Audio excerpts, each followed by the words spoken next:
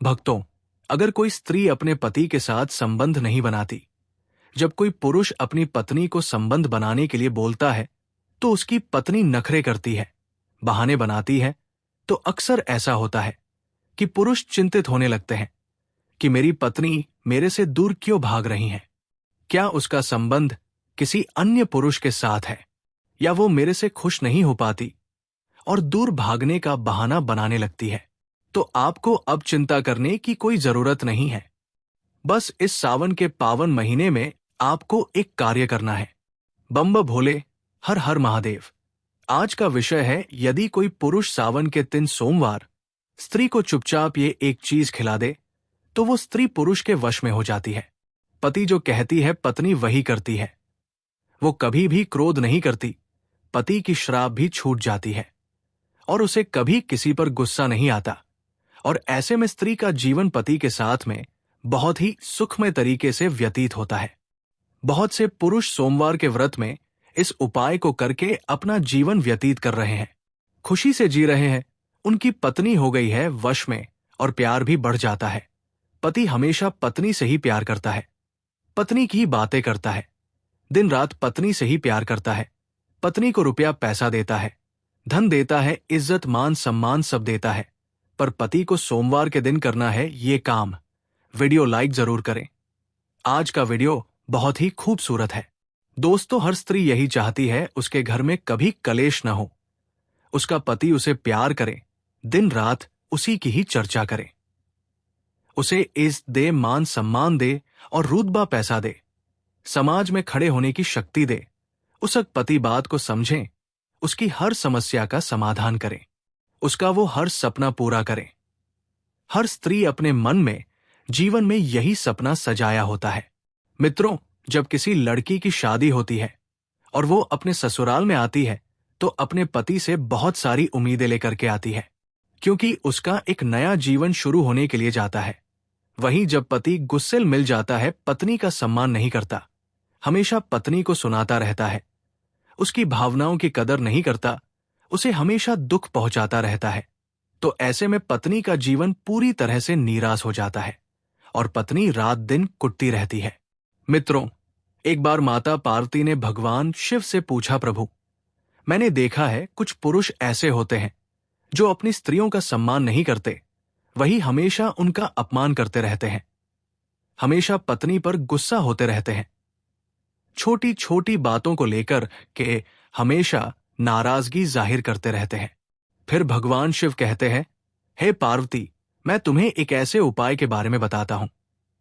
यदि कोई भी स्त्री सावन के 5 सोमवार अपने पति को चुपचाप एक चीज खिला देती है तो उसका पति जीवन भर उसका सम्मान करता है, उसे प्यार करता है, उस पर कभी गुस्सा नहीं करता, उसकी हर बात को महत्व देता है।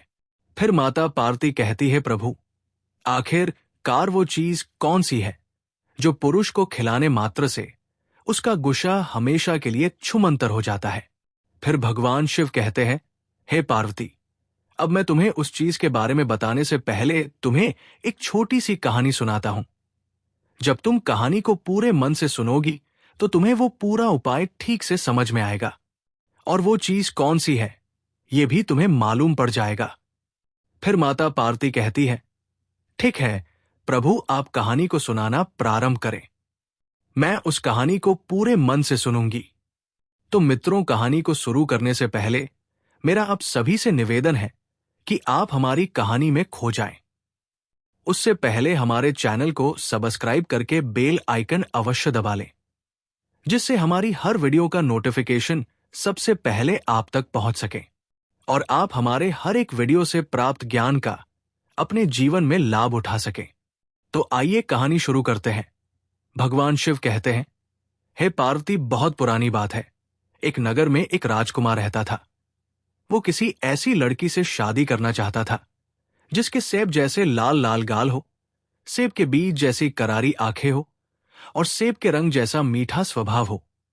लेकिन ऐसी लड़की उसको अपने राज्य में कोई नहीं मिली, इसीलिए वो ऐसी लड़की की खोज में दूसरे देश को चल दिया।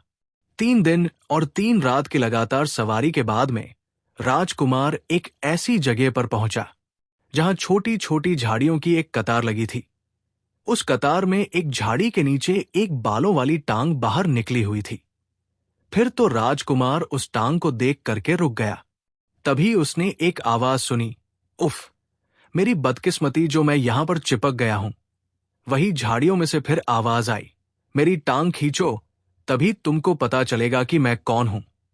फिर राजकुमार ने कहा, अच्छा। और ऐसा कह करके राजकुमार ने जोर लगा करके जैसे ही उसकी टांग खींची तो एक छोटा आदमी, जिसका शरीर गोल था और वो लाल और हरे रंग के कपड़े पहने था, एकदम से बाहर निकल आया। फिर उसने राजकुमार को अपने को बाहर निकालने के लिए धन्यवाद दिया। वही राजकुमार ने पूछा, मुझे तुम्हारी सहायता करके बड़ी खुशी हुई, परंतु झाड़ियों में क्यों पड़े थे ये बताओ। तो वो आदमी बोला, हे राजकुमार, एक राक्षस ने मेरी बेटी को चुरा लिया है। जैसे ही उसने मेरी बेटी को यहां पर आकर पकड़ा तो मैं यहां आकर छिप गया और राक्षस मेरी बेटी को लेकर के यहां से चला गया। फिर राजकुमार ने पूछा, तो क्या वो तुम्हारी बेटी को यहां से उठाकर ले गया है? तो आदमी ने कहा, हाँ, उसने उसको अपनी एक उंगली और अंगूठे के बीच में दबाया और राक्षस लेकर के उड़ गया। मैं तो बिल्कुल गुंगा सा हो गया और सांस भी नहीं ले सका। फिर तो राजकुमार बोला, ये तो बड़ा बुरा हुआ। वो तुम्हारी लड़की को किस ओर लेकर गया है? वही वो व्यक्ति राजकुमार से फिर कहने लगा, हे राजकुमार, वो राक्षस मेरी बेटी को भूखे कुत्ते, थकी हुई जादूगरनी और खाई के पार बने दरवाजे के उस पार लेकर गया है। भगवान शिव कहते हैं, हे पार्वती। वही जैसे ही उस आदमी ने राजकुमार को सारी बात बताई तो राजकुमार ने फिर कहा, भूखे कुत्ते, थकी हुई जादूगरनी और खाई के पार बने दरवाजे के उस पार यदि तुम्हारी बेटी को वो राक्षस ले गया है, तुम चिंता मत करो, मैं तुरंत ही जाता हूं और तुम्हारी बेटी को अभी लेकर आता हूं। मगर एक बात बताओ, तुम्हारी बेटी देखने में कैसी है? यदि मुझे ये मालूम पड़ जाएगा कि तुम्हारी बेटी इस प्रकार दिखती है तो मुझे पहचानने में उसे बहुत आसानी होगी और मैं तुम्हारे पास में तुम्हारी बेटी को वापस ला सकूंगा। वही राजकुमार की बात को सुनकर के वो आदमी कहने लगा, हे राजकुमार, मेरी बेटी के गाल उसके सेब जैसे लाल हैं, आंखें उसकी सेब के बीज जैसी कजरारी है और स्वभाव उसका सेब के रस जैसा मीठा है। भगवान शिव कहते हैं, हे पार्वती, इधर राजकुमार को भी ऐसी ही लड़की की खोज थी। फिर तो राजकुमार जो था उस आदमी की बात को सुनते ही बिल्कुल भी नहीं रुका गया और कहने लगा, अब तुम चिंता मत करो, मुझे भी ऐसी ही लड़की की तलाश थी। और फिर इस प्रकार राजकुमार जो था तुरंत ही अपने घोड़े पर सवार हो गया और उस लड़की की खोज में दौड़ चला। और फिर चलते चलते राजकुमार दूर जंगल में निकल गया, मगर राक्षस का ठिकाना नहीं ढूंढ सका। और फिर वो परेशान होकर के एक सरोवर के किनारे सोच विचार में बैठा हुआ था। तभी संयोग से घूमते घामते उसी सरोवर के किनारे एक साधु आ जाते हैं, जो विष्णु भगवान के उपासक थे। वहीं जब साधु ने राजकुमार को बहुत ज्यादा चिंता में देखा तो साधु ने कहा, क्या बात है राजकुमार, इतनी चिंता में क्यों हो? आखिरकार क्या समस्या है? वही साधु की बात को सुनकर के राजकुमार ने बताया, महाराज, एक राक्षस यहां पर कहीं जंगल में रहता है और वो एक लड़की को उठाकर अपने साथ में ले गया है। मुझे वहां तक पहुंचना है, मगर मैं कैसे पहुंचूं? मैं उसका ठिकाना ढूंढ ढूंढ कर परेशान हो गया, लेकिन राक्षस का मुझे वो ठिकाना नहीं मिला। इसलिए मैं सोच विचार में बैठा हूं कि मुझे क्या करना चाहिए।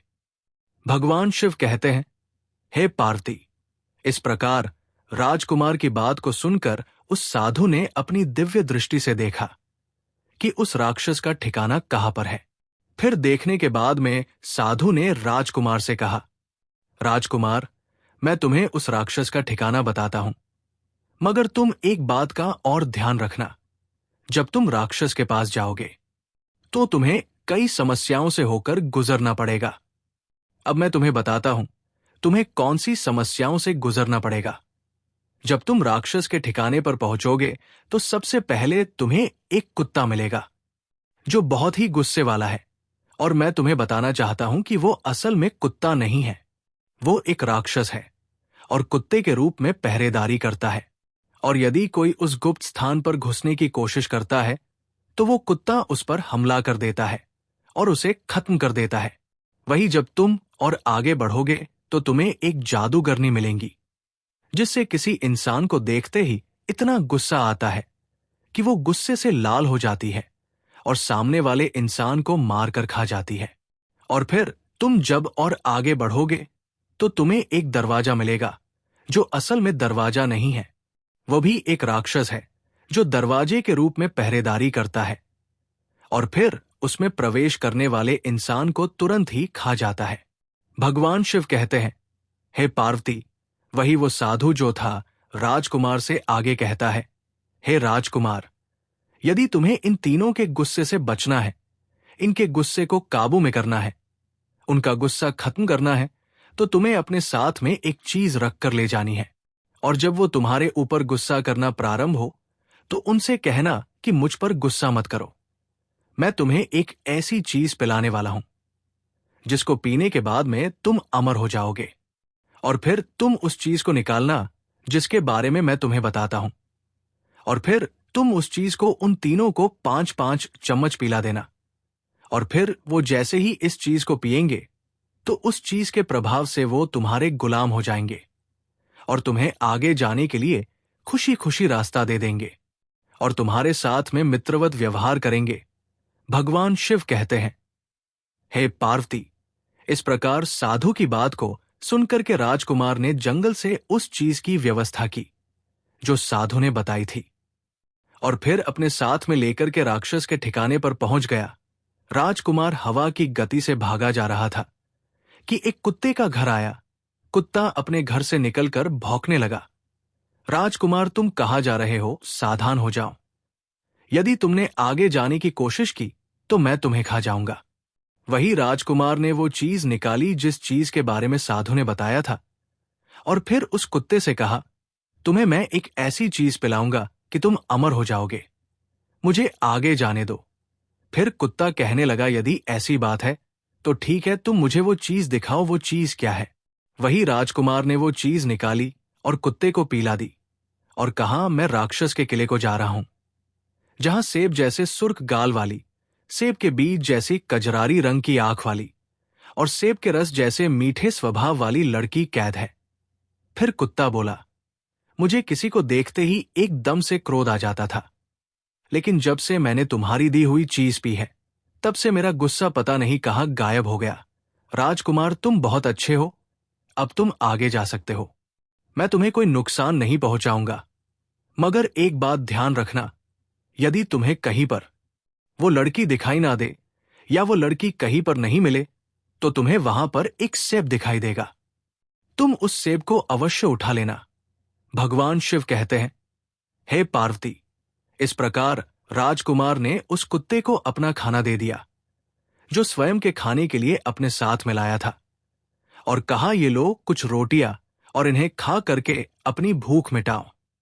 और फिर राजकुमार ने ऐसा कहकर के उस कुत्ते को अपनी सारी रोटियां दे दी। फिर कुत्ते ने खुशी से वो रोटियां खाई और राजकुमार से बोला, जाओ राजकुमार, भगवान करे कि तुम उस लड़की को छुड़ाने में कामयाब हो, मगर ये जरूर याद रखना, अगर तुम्हें वो लड़की कहीं पर दिखाई ना दे तो वहां पर तुम्हें एक सेब जरूर दिखाई देगा। उस सेब को तुम जरूर उठा लेना। इस प्रकार राजकुमार फिर अपने घोड़े पर चढ़ा और कुत्ते के ऊपर से छलांग लगा दी और हवा की गति से अपने घोड़े को दौड़ाता हुआ वो जादूगरनी के घर के पास आ गया। वही जादूगरनी ने कहा, राजकुमार सावधान हो जाओ, यदि आगे बढ़े तो मैं तुम्हें जिंदा खा जाऊंगी।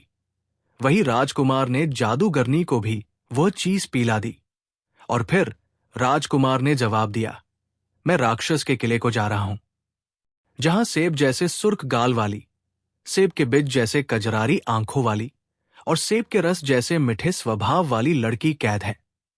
फिर तो जादूगरनी का गुस्सा ठंडा हो गया और फिर राजकुमार से कहा, ठीक है, तुम यहां से आगे जा सकते हो, मैं तुम्हें कोई नुकसान नहीं पहुंचाऊंगी। और फिर जादूगरनी की बात को सुन करके राजकुमार ने जादूगरनी को एक कंबल भेंट किया।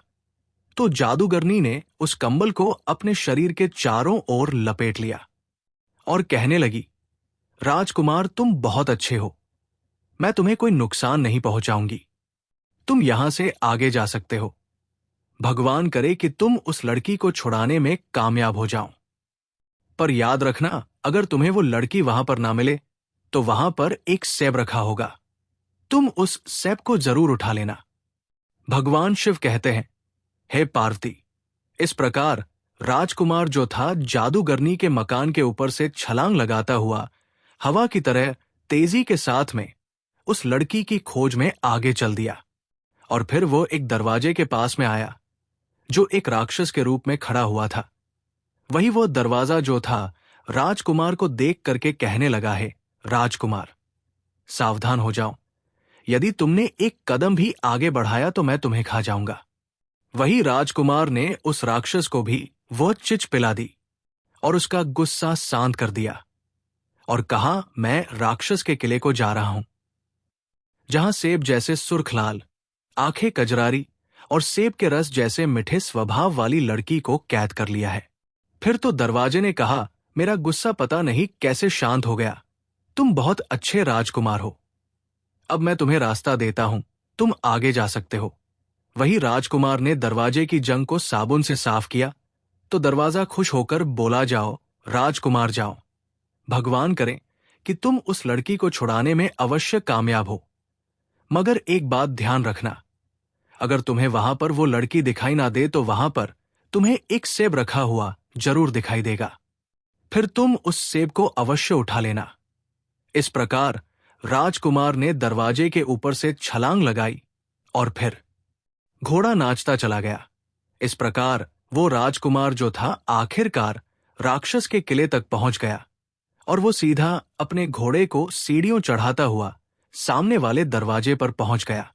वही जब वो किले के पीछे पहुंचा तो उसे वहां पर कोई राक्षस दिखाई नहीं दिया, ना वो लड़की दिखाई दी। फिर वो आगे वाले कमरे में गया पर वहां भी उसे कोई दिखाई नहीं दिया।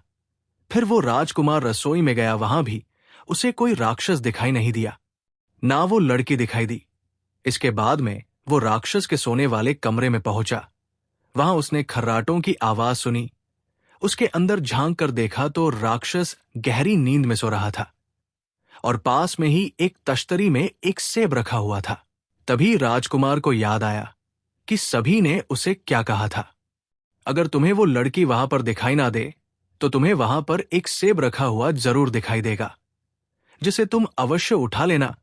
भगवान शिव कहते हैं, हे पार्वती, फिर तो राजकुमार ने जैसे ही उस सेब को उठा लेना चाहा तो सेब को छूने से पहले ही वो सेब जो था एक लड़की में बदल गया, जिसके गाल सेब की तरह सुर्ख थे और आंखें सेब के बीजों की तरह कजरारी रंग की थी। फिर लड़की ने रो करके राजकुमार से कहा, हे राजकुमार, मुझे बचा लो, मुझे यहां से ले चलो। वही राजकुमार कहने लगा, अब तुम चिंता मत करो, जल्दी से मेरे पास आओ और हमारे साथ चलो, मेरा घोड़ा नीचे खड़ा है। और फिर इस प्रकार राजकुमार जो था उस लड़की को लेकर के वहां से भाग लिया। वही राजकुमार ने लड़की को घोड़े पर बिठाया और दौड़ चला। तभी राक्षस की आंख खुल गई और वहीं से राक्षस चिल्लाया है, दरवाजे जल्दी से उसे रोको। तो दरवाजा कहने लगा, मैं नहीं रोकूंगा, उसने मेरे जोड़ों में साबुन लगाया है। और इस प्रकार कहकर के दरवाजे ने राजकुमार को वहां से आगे जाने के लिए रास्ता दे दिया। फिर तो राजकुमार उस लड़की को लेकर के दरवाजे के ऊपर से निकल गया। वही राक्षस जो था राजकुमार के पीछे भागा और चिल्लाता है, जादूगरनी, जल्दी से इस राजकुमार को रोको, ये यहां से जाने ना पाए। तो जादूगरनी कहने लगी, मैं नहीं रोकूंगी, क्योंकि राजकुमार ने मुझे सोने के लिए एक मखमली कंबल दिया है। इस प्रकार राजकुमार उस लड़की को लेकर के वहां से भी आगे निकल गया। वही राजकुमार अपना घोड़ा दौड़ाता हुआ वहां से आगे चला गया। वही राक्षस जो था वो भी अपनी पूरी गति के साथ में उस राजकुमार के पीछे भाग रहा था।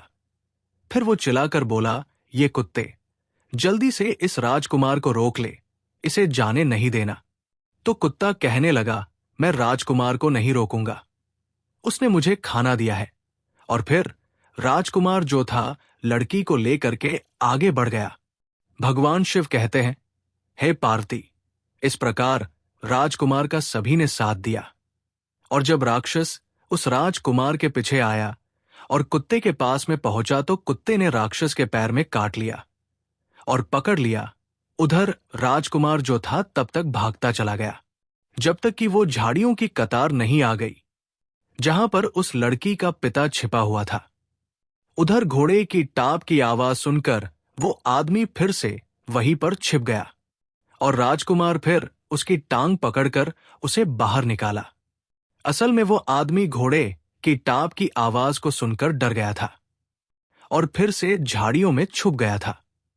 वही उस आदमी को अपनी बेटी पाकर बहुत खुशी हुई और राजकुमार के कहने पर उसने अपनी बेटी की शादी राजकुमार के साथ में कर दी। इस प्रकार राजकुमार को अपनी मनपसंद पत्नी मिल गई और फिर वो उसको लेकर के खुशी खुशी घर वापस आ गया और उससे शादी करके आराम से रहने लगा। भगवान शिव कहते हैं, हे पार्वती, इस प्रकार समय के साथ ही राजकुमार गलत संगत में पड़ गया और अपनी पत्नी पर बहुत ज्यादा गुस्सा करने लगा, अत्याचार ढाने लगा। राजकुमार का स्वभाव जो था गुस्सैल प्रकार का हो गया। वही जब राजकुमार की पत्नी बहुत ज्यादा परेशान होने लगी, बहुत ज्यादा परेशान रहने लगी, अपने पति से प्रताड़ित होने लगी, तो रात दिन चिंता के मारे कुढ़ने लगी।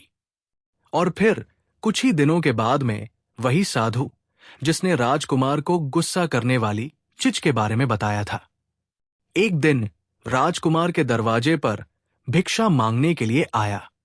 फिर जब राजकुमारी ने साधु को भिक्षा दी और उधर साधु ने राजकुमारी की चिंता की, जब लकीरों को देखा और जब साधु को मालूम पड़ा कि पति बहुत ज्यादा गुस्सैल स्वभाव का हो गया है, तो साधु ने जो चीज राजकुमार को बताई थी उसी चीज के बारे में राजकुमारी को भी बता दिया। और फिर राजकुमारी ने बेल के 5 पत्तों का रस लेकर के उसमें सुपारी मिला के सवन के 5 सोमवार राजकुमार को चुपचाप पिला दिया, जिसके प्रभाव से राजकुमार का गुस्सा हमेशा के लिए समाप्त हो गया और वो राजकुमारी इसे प्यार करने लगा। वही अंत में माता पार्वती कहती है, हे प्रभु, अब मैं समझ गई, यानी जो भी स्त्री बेल के पत्तों को सावन के 3 सोमवार सुपारी में मिला करके बेल के पत्तों के रस को चुपचाप अपने पति को पिला देती है, उसके पति का गुस्सा हमेशा के लिए छूमंतर हो जाता है।